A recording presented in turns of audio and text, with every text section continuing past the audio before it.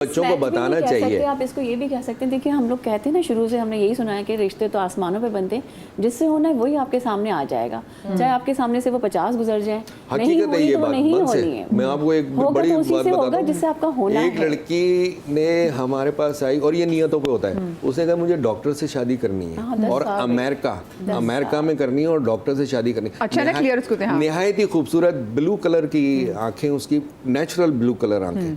वो लड़की 10 साल तक हमारे पास रही, रिश्ते का इंतजार करती रही और यकीन कीजिए 10 साल के बाद उसको डॉक्टर मिला और अमेरिका में मिला। लेकिन 10 साल एक बड़ा लंबा टाइम, अगर वो 15 साल में तो 25 साल में, अगर 25 साल में तो 35 साल में, 45 एज में उसकी मतलब एक्चुअली वो डिवोर्स थी। तो जब वो आई तो मतलब बेबी तो उसका कोई था नहीं, वो 30 की थी और उसकी भी 40 के बाद शादी हुई। अच्छा, ये भी चीज़ आप साथ देखिएगा, ठीक है, कि वो उनको शी वाज फोकस्ड और उनको मिल गया। मैं आप लोगों से जानना चाहूँगी कि आजकल, क्योंकि अमेरिका में अगर आप डॉक्टर हो तो भाई आपके वारे नहीं आ रहे हैं, आपके बारे में आ रहे हैं। आजकल कौन सा प्रोफेशन जो है लड़कों को लेके बड़ा इन है कि लोग कहते हैं हमें इस ये अमेरिका में डॉक्टर के भी वारे नहीं आ रहे, नहीं है उसको 2 साल जो पढ़ना पड़ रहा है ना, वो तो जब पढ़ चुका ना उसके बाद फिर वो तो 10 साल के बाद जो पढ़ चुका ना वो फिर अच्छा बन जाता है। लेकिन वहां से जो है ना डॉक्टर का रिश्ता कोई भी नहीं मांगता अमेरिका से, उनको वहीं की चाहिए। नहीं उनको पता है कि ये डॉक्टर जो है ना ये यहाँ की पढ़ाई कर ही नहीं सकता। नहीं, जैसे देखिए इंजीनियर्स वगैरह की लिए फॉरेन ओके आ जाता है। हाँ। या अगर वो डॉक्टर हैं तो अमेरिका में तो आईटी और जो आप चाहते हैं आईटी एंड डॉक्टर, दो आईटी एंड डॉक्टर ये दो हैं। हाँ, आईटी के अंदर आ जाएं और बीडीएस बीडीएस के लिए बहुत डिमांड है, बहुत वहाँ डिमांड्स है। अच्छा, बीडीएस के लिए बहुत अच्छा। ठीक है, मेरे साथ ना यहाँ पे जरा केस भी, मैं उनसे बात भी करना चाहूँगी। पहले हमने चाहता है, क्योंकि अक्सर वहाँ पे केस होते हैं तो हम कुछ जब कॉल्स भी आती है तो उनके फ़र्जी नाम जब लोग अपनी परेशानियाँ डिस्कस करते हैं, तो लेकिन उन्होंने कहा कि मैं अपने सही नाम के साथ जो है वो बात करना चाहूँगी। ज़ैनी हमारे साथ मौजूद हैं। जी ज़ैनी, अस्सलाम वालेकुम। वालेकुम अस्सलाम। Thank you so much for inviting, कि मैं अपना एक्सपीरियंस शेयर कर रही हूँ आप लोगों के साथ इस प्लेटफॉर्म पे। Thank you so much for coming. इतने कॉन्फिडेंस का आपका शुक्रिया कि आपने कहा कि मैं नेशनल टेलीविजन पे आके अपना मसला बिल्कुल बयान करना। ऐसे बहुत सारे केसेस होते हैं जो अपफ्रंट नहीं आते हैं ऑन द कैमरा और नहीं बताते हैं हमें, तो उनमें से एक केस मेरा भी है। मेरे साथ ये हुआ कि मैं अपने पेरेंट्स की सिंगल चाइल्ड हूँ, ठीक है। तो हर फैमिली की तरह जो मैं भी आप लोगों की बातें सुन रही थी कि एक मिडिल क्लास फैमिली में जो पेरेंट्स की मेंटालिटी होती है कि एक अच्छा एस्टैब्लिश रिश्ता आए और हमारी बेटी की ऐसी जगह शादी हो कि वो आगे उसको परेशानी ना हो, किसी की ये ख्वाहिश होती है। बिल्कुल ऐसे ही मेरे पेरेंट्स की भी ऐसी ही रिक्वायरमेंट थी और हमने कोई रिश्ते के लिए किसी को अप्रोच नहीं करा। इन द नेबर्स हमारी ये खातून रहती थी और वो काफ़ी अच्छी थी, उनके कॉन्टेक्ट्स बहुत थे, तो ज़ाहिर है मेरी वालिदा ने भी उनसे कहा कि कोई अच्छा रिश्ता हो तो बताना। तो जिस तरह हर पेरेंट्स की ख्वाहिश होती है कि अच्छे प्रपोज़ल आएँ और ज़ाहिर है लड़की है जल्दी शादी हो जाए, तो इस हवाले से परेशान रहती थी कि जल्द से जल्द इसकी शादी हो जाए। उन्होंने प्रपोज़ल्स कुछ लेकर आई, वो कुछ हमें समझ नहीं आए। उसमें से एक प्रपोज़ल था जो हमें समझ में आया। वेल इस्टेब्लिश था वो लड़का, घर था उसका अपना, अच्छी जॉब कर रहा था, वो एज थोड़ी ज़्यादा थी, लेकिन मेरे पेरेंट्स ने मुझे समझाया कि ठीक है कहीं ना कहीं आपको एडजस्टमेंट करनी पड़ती है, आपको हर चीज़ नहीं मिल जाती है। तो मैंने कहा ठीक है ओके। अगर मेरे पेरेंट्स, आपका उनमें 10 साल का डिफरेंस, 10 साल का था। तो उन्होंने कहा ठीक है अगर आगे सेटल्ड है लड़का तो कहीं एडजस्ट कर लो। मैंने कहा ओके फ़ाइन। अच्छा, फ़र्स्ट कॉल पे आए, पहले वो मिले, देखा, सब कुछ हो गया जो होता है नॉर्मल फैमिलीज़ में, वो मेरे साथ भी ये सारी चीज़ें हुई जो आप लोग अभी डिस्कस कर रहे थे और वो सारी चीज़ें हो गई हमारी। सेकंड जब उनकी कॉल आई तो उन्होंने कहा आप रिश्ते में क्या क्या देना चाहेंगे, मतलब रिश्ता करने के बाद लड़की को जहेज़ में क्या देंगे। अच्छा, ऑब्वियसली पेरेंट्स लड़कियों के लिए जमा करते हैं, लेकिन जब डिमांड्स आती हैं ना तो वो आपके लिए एक अलार्मिंग कॉल होती है कि वो कुछ डिमांड्स कर रहे हैं। अच्छा, मैंने पहले भी कहा था पापा से कि मतलब मुझे नहीं समझ आ रहा, थोड़ा सेटिस्फाई नहीं हुआ, आप देखें इसको ना। उन्होंने समझाया, मैंने कहा ओके ठीक है, उनको ये ना लगे कि मैं मना कर रही हूँ। फिर जब सेकंड कॉल पे उन्होंने मुझे कहा, फ़ोन पर उन्होंने मेरे पेरेंट्स से डिमांड करी कि मतलब आप क्या देंगे, इस तरह से आपका क्या है। मैंने उस वक्त भी पेरेंट्स से कहा कि मतलब मुझे तो मुंह से मांग रहे हैं। बिल्कुल, मैंने कहा ये बहुत ऑड सिचुएशन लग रही है। लोग थे मुंह से मांग रहे हैं, वरना अक्सर ये होता है कि लड़के की माँ जो है ना वो आके बोलती है ये कमरा देख लें, आपको इसके अंदर कलर जो करना है वो आपकी बेटी ने करना है। हाँ जी। जब थर्ड कॉल उनकी तरफ से आई वो बहुत फाइनल बात करना चाह रहे थे कि आप हमें बताएं लिस्ट अप करके कि आप क्या चीज़ें करेंगे। तो जब मेरे पेरेंट्स ने पता करवाया, मेरे बार बार इंसिस्ट करने पे कि मैं सेटिस्फाई नहीं हो रही हूँ, मुझे कोई चीज़ बॉदर कर रही है यहाँ पर ना, कि कुछ है गड़बड़। कि भाई बार मुँह से पूछे जा रहे हैं। हाँ। बिल्कुल, मतलब फर्स्ट कॉल के बाद सेकेंड थर्ड कॉल आना तो ये अलार्मिंग है। बिल्कुल। और पेरेंट्स को ज़ाहिर है ये होता है कि अच्छा रिश्ता हाथों से ना निकल जाए, एक ये होता है ना। और ये उनको ये भी समझाने की जरूरत होती है कि ये कोई अच्छा रिश्ता है जब मुंह से मांग रहे हैं। हाँ बिल्कुल तो मुझे ये चीज़ थी। खैर जब पता किया तो इन शॉर्ट मैं आपको बताऊं कि वो ऑलरेडी मैरिड थे, उनके 2 बच्चे थे और उन्होंने अपनी वाइफ को छोड़ा ही इसी वजह से था कि उनकी डिमांड्स अपनी वाइफ की तरफ से भी थी और वो फुलफिल नहीं हुई तो उन्होंने तो उसको ये बात छोड़ दिया। आपको पहले पता नहीं थी? उन्होंने रिश्ते वाली ने इतना ट्रॉमाटाइज हमें करके और इतनी तारीफ़ें करके बताया था कि एक ना बंदा हिप्नोटाइज हो जाता है, कितनी तारीफ कोई कर रहा है। मुझे ये बताएं फिर आप लोगों को पता कैसे चला कि उनकी शादी हुई थी? पहले उनके जो नेबर्स में थे वो मेरे फादर के ऑफिस में काम करते थे। हाँ। तो जब उन्होंने अपनी डिटेल्स बताई वो कहाँ काम करते हैं वैसे तो ये बड़ी अच्छी बात है। अभी भी जैसे पुराने ज़माने में लोग होते थे ना कि जाते थे घरों में पूछते थे पड़ोसियों से, तो वो ज़रूर चेक करना चाहिए, तब पता चलेगा कि जी ये तो एक हफ्ता पहले शिफ्ट हुए यहाँ पे आके। ऐसी चीज़ें तभी पता चलती हैं क्योंकि जी। काम कर रहे हैं कहीं ना कहीं कंसर्न आपके कॉन्टेक्ट्स में से निकल जाता है। तो उस वक्त हमें फिर पता चला कि ये तो ऑलरेडी बंदा मैरिड है और इसके बच्चे भी हैं और रीज़न यही था फाइनेंशियल स्टेबल नहीं है, लेकिन ये डिस्प्ले ये करता है कि ये बहुत इस्टेब्लिश्ड है और रिश्ता जब हो जाता है तो फिर डिमांड्स करते हैं ये। अब वो अपनी वाइफ को सपोर्ट कर रहे हैं या वो किसी की लाइफ को ख़राब कर रहे हैं। यहाँ पे मुझे लेनी है छोटी सी ब्रेक के बाद हाजिर होते हैं, मेरे साथ रहिएगा।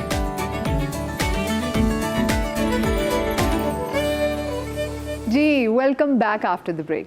आजकल के दौर में जो पे सोशल मीडिया का दौर है जहाँ पर आपको अपनी अच्छी साइड सबको दिखानी है, वहाँ पे फेकनेस है और उस फेकनेस को बहुत नॉर्मल समझा जाता है, उसको धोखा भी नहीं समझा जाता। मतलब अच्छा, मेंटालिटी एक चीज़ और भी है। मैं डॉक्टर नहीं हूँ बट मैं इस काम में इतना समझ गई हूँ कि वो फिर आपका अपना फॉल्ट होता है। वजह ये है कि आप खुद अपने आप को इतना एक्सपोज कर रहे हो, आप अपने आप पे इतना चीजें चढ़ाए हुए हो, आप खुद गलत कर रहे हो। सोशल मीडिया की जो शादियाँ देखी उस वक्त जो बहुत परफेक्ट लग रही होती हैं वो जब क्रैश करी, वो जब ख़त्म हो रही होती है तो इतना दुख हो रहा था क्योंकि दुनिया जहान उनको देख चुकी होती है, उनकी शादियाँ, वो एक दूसरे को क्या मुंह दिखाई दे रहे हैं। और जब वो शादी ख़त्म हो रही होती है, मुझे लगता है लड़के इतना सफ़र नहीं करते लेकिन लड़कियाँ ज़्यादा सफ़र करती हैं बहुत। अच्छा एग्जैक्टली मैं इनके बाद से मैं कही थी ना कि हम सोच रही थी कि मेरी सोच के मुताबिक हो वो बंदा और हमें मिल भी गया वो।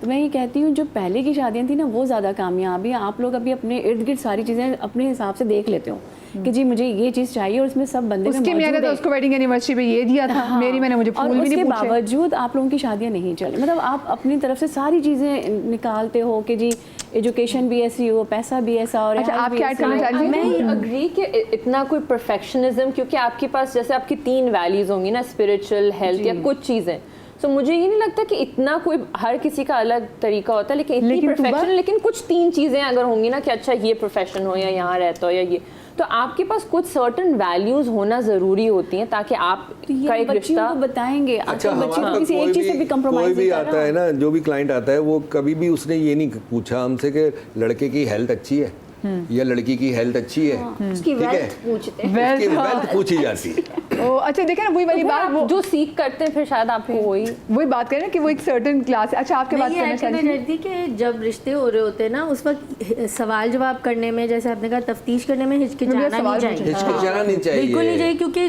बहुत सारे लोग जब थोड़ा सा वो लीन इन हो रहे होते हैं ना कि हाँ ये तो अच्छा लग रहा है, तो वो कहते हैं हम इनको ऑफेंड ना कर दें। अच्छा तो लेकिन सारी डिटेल्स, ऑफिस वगैरह हर चीज़ पीछे से सारा डेटा निकालना चाहिए और मुंह पे बात करनी चाहिए। अच्छा मुझे 3 मैं तो सवाल मैं आप बल्कि- सब लोगों से जानना चाहूंगी। 3 सवाल वो ऐसे कौन से हैं जो कि आपको ज़रूर पूछने चाहिए? डॉक्टर साहब and I will start from you कि अगर कोई ऐसा आप कहीं रिश्ता करने जा रहे हो तो वो 3 सवाल जो बिला झिझक पूछने चाहिए वो क्या हैं? बेसिकली जैसे ना लड़का लड़की के, भाई लड़का लड़की एक तो हम ज़्यादातर एज पूछते हैं, उसमें भी जाहिर बात है काफ़ी ऊपर नीचे लोग बहुत बता झूठ बोलते हैं देते उसमें। जी जी। फिर दूसरा ये है कि जैसे आजकल आप देख रहे हैं मेडिकल इश्यूज बहुत ज़्यादा हो रहे हैं, तो भाई लड़का लड़की में कोई मेडिकल इशू है जो ट्रीट हो रहा है, ट्रीटेबल है, तो मेरे ख्याल से वो पूछना बहुत ज़रूरी, क्योंकि जेनेटिकली इतना ज़्यादा बच्चे प्रोन हो गए हैं और जो हमारी डाइट चल रही है ना, आप इस वक्त पाकिस्तान नंबर 1 पे है डायबिटीज़ मेलाइटिस। डायबिटीज़ मैंने लोगों को देखा है कि लोगों के ख़ानदान में अगर डायबिटीज़ वगैरह हो या फिर किसी को कैंसर भी हो, लोग वो नहीं बता, लोगों को होता है अगर हम लोगों के साथ शेयर करेंगे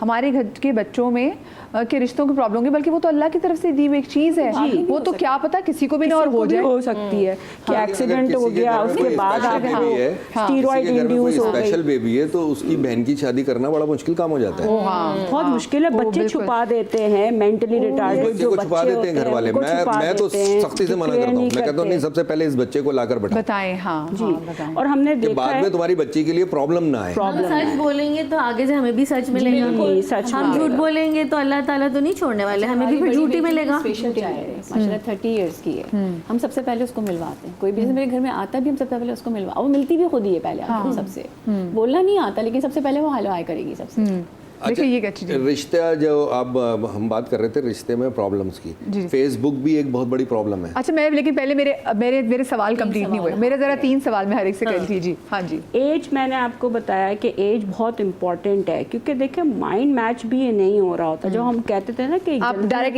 एज बता दें। एज बता दे, क्योंकि जाहिर बात है सामने वाला किस एज का है, क्या वो उस बच्ची के साथ कंपैटिबल रह सके। देखिए छोटी बच्ची के बहुत ख्वाब होते हैं। अब एक आप 40 साल की उम्र की बच्चे की शादी आप 20 साल की बच्ची से करा रहे हो, तो ओवर एम्बिशियस बच्ची, वो उसके ख्वाब, वो बच्ची बहुत ज़्यादा चीज़ें चाहती है उस आदमी से, वो आदमी उसकी नहीं ख्वाहिश पूरी करेगा, वहाँ क्या होगा, मसला आएगा। अच्छा, और तीसरा सवाल? तीसरा जैसे जेनेटिक होगा, तीसरे में हम मोस्टली ये होता है कि भाई आप क्या एक्सपेक्ट करते हैं इस बच्ची से कि यह हाउसवाइफ बने या ये आपका वर्किंग लेडी हो। आपकी क्या प्रायोरिटी है, क्योंकि बच्ची वो क्या चाहते हैं हाउसवाइफ के वो सारा वक्त घर के काम, बच्चे पैदा करना, ये करना, सब कुछ करे, या वो काम भी करना चाहती है, क्योंकि देखिए आप लेना चाह रहे हैं बहू डॉक्टर, मगर काम भी नहीं कराना है। तुबा आपको क्या लगता है, क्या 3 सवाल होने चाहिए? लगता है सबसे पहले तो उसका रिलेशनशिप अल्लाह ताला से कैसा है, उसके इर्द गिर्द के लोगों से कैसा है, दैट इज समथिंग इम्पोर्टेंट। दूसरा कि वो अपनी इमोशंस को किस तरह रेगुलेट करता है। लड़का नमाजी है, 5 वक्त का नमाजी है, लड़का शरीफ है, एक रिलीजियस है, एक स्पिरिचुअल भी। आप उसकी डीलिंग्स देखें कि वो भाई पैसों में क्या उसकी डीलिंग्स हैं, उसके तौर तरीके मिलनसार वो कैसी उसकी डीलिंग्स है।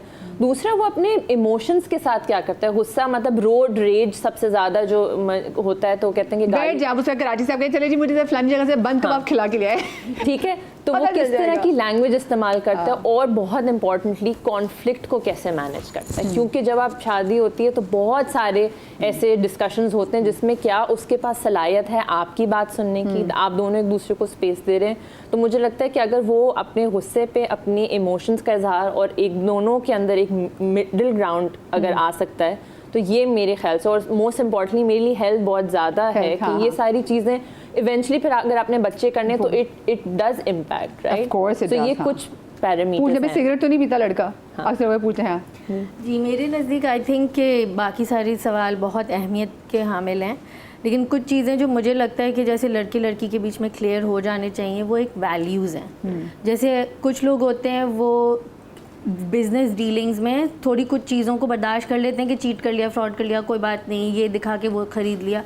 ये वैल्यूज़ चेक कर लें कि सच्चाई और ऑनेस्टी में दोनों की वैल्यूज़ क्या हैं, कुछ हद तक बात करके उसको समझें कि मेरे लिए ये गलत है, वो बोलेगा नहीं मैं तो ये कर लेता हूँ, कोई बात नहीं। दूसरी चीज़ है हॉबीज़, कि उनकी हॉबीज़ क्या हैं, वो आपस में किस तरह टाइम स्पेंड करते हैं, उनके शौक़ क्या हैं, उनको क्या चीज़ें पसंद हैं।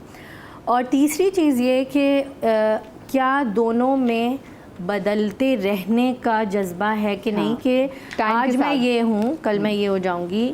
बंदा है वो पढ़ रहा है, उसका रुझान चेंज हो के कुछ और पढ़ लिया। जब इंसान पढ़ता है, देखता है, दुनिया में निकलता है, तो वो बदलता रहता है। तो एक दूसरे के साथ बदलते रहने का जज्बा होना चाहिए। कॉन्स्टेंटली प्रॉब्लम ये होते हैं, तुम ऐसी थी अब तुम ऐसी क्यों हो गई हो, तुम ऐसे थे अब तुम ऐसे क्यों हो गए हो, तुमने ये कहा था लेकिन अब तुम ये हो गए हो। पहले लोग रिलीजियस नहीं होते, कोई स्कार्फ करने लग जाए कुछ, तो इतनी आपके अंदर स्पेस है कि दोनों लोग अगर एक दूसरे को चेंज को एक्सेप्ट या कोई पहनता है और कल उतार दे, या कोई और ऐसी चीज़ें, तो वो पहले से क्लियर हो जानी चाहिए। जैसे मैं ऐसी शादियों को जानती हूँ जहाँ पर बंदा बहुत ही रिलीजियस था, औरत नॉर्मल थी, फिर बंदे ने अल्कोहल पीना शुरू कर दिया तो लड़की ने छोड़ दिया उसको।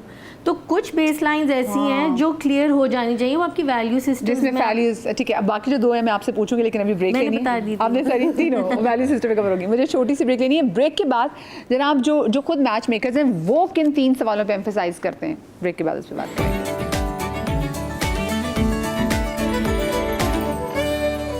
जी जनाब, welcome back after the break.